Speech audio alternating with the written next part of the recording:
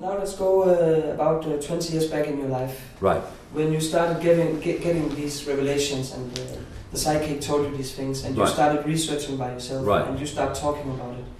How was it? How was it to deal with your family and your friends and your surroundings and, I mean, the ridicule that so many people are going to face?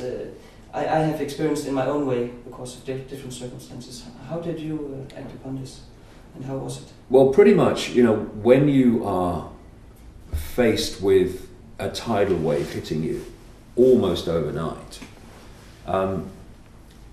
you just have to deal with what you are faced with, because it's almost not a case of I'm going to say this and this might be the consequence, because I went on a primetime chat show called The Wogan Show in 1991, and in 15-16 minutes became instantly the most ridiculed man possibly in British bloody history. I couldn't go anywhere without being laughed at. I couldn't go to a bar or anything like that. They'd just uproar. A comedian just had to say my name, no joke necessary, to get a laugh. And it was just, immediately I'd stepped into a completely different world, because before that I was a respected television presenter and all that stuff. And my family, to their credit, clearly did not understand anything that was going on. And neither did I. My life had just changed dramatically. And the status quo was now not an option. The old life was over. All bridges were burned back to there. But to their great, great credit, they stuck with me because they were my children and I was their husband. And a lot of people would have walked away. And when you asked the question there about friends, a lot of friends did walk away. I mean, it was like, I didn't really know him, you know. But I came to the very strong feeling that for some reason, this mass ridicule I was going through was not happening by accident. There was a reason for it happening. And I concluded that I was going to keep going with this despite all the enormous ridicule, because I just instinctively, intuitively felt it was going somewhere.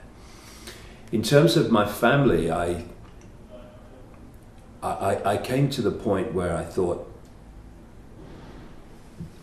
when they leave the body, they are going to understand, this is back 21 years ago, they're going to understand why all this happened.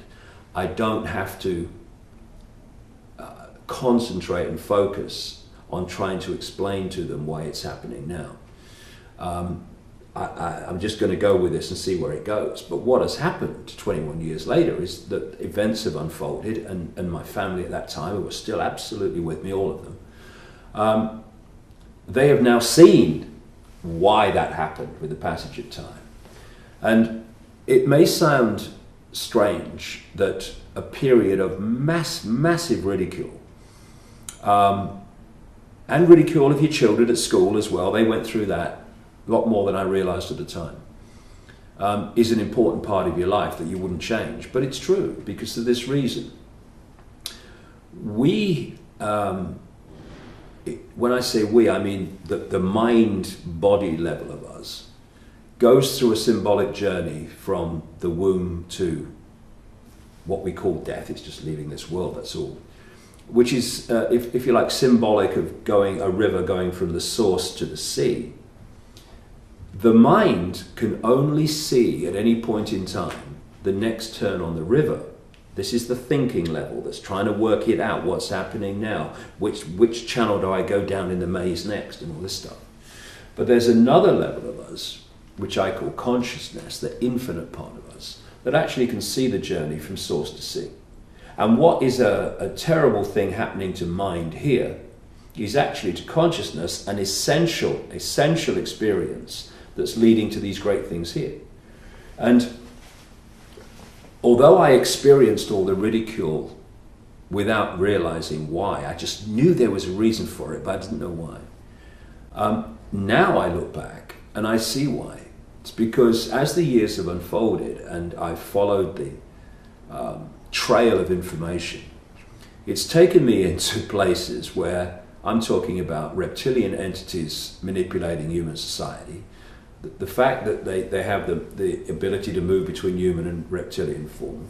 In the last 18 months, I've been looking at the fact that the moon's not what we think it is and is actually having a fundamental effect on human awareness in a technological, calculated way, that without being cleared out here of the prison that most people live in, which is the fear of what other people think, by that mass ridicule.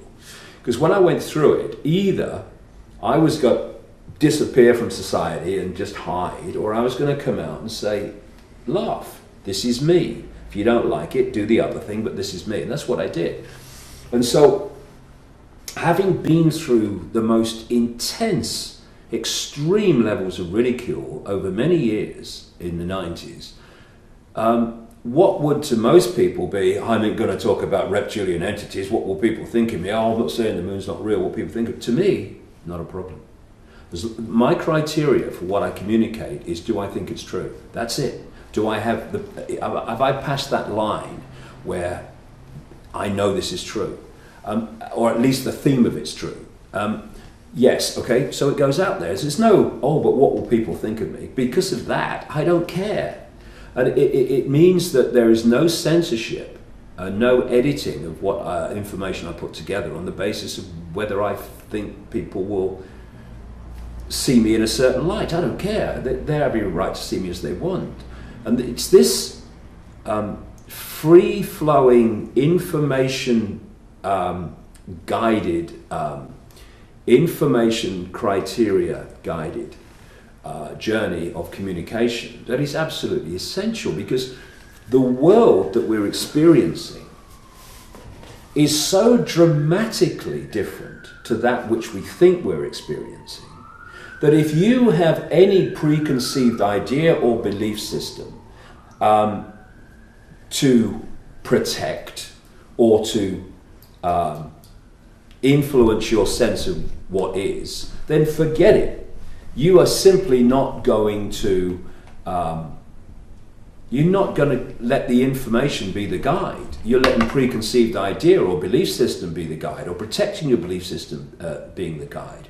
For instance, in places like the United States, there are very large numbers of people who are investigating this global enslavement of humanity, but only in certain areas, like banking scams and engineered wars and engineered terrorist events and control of the media and all this stuff. Because, and that's important, it's good, I'm not knocking it for a second, we need to know about that.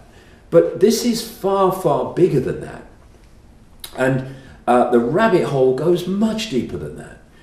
And that they won't go any deeper in the rabbit hole. Because if they do, suddenly, A, their religious, often mostly Christian belief system is going to be under threat, so they won't go there. And also, they're also looking that if I go any deeper in this rabbit hole and start talking about it, well, I'm going to get laughed at and dismissed and all the rest of it, so I'm not going there. So I'm going to stay at this level, which is fine, and that's good, and we need to know that. But we ain't going to find answers to the enslavement of humanity when we're only willing to investigate and communicate that tangible level that we can see, touch, and taste.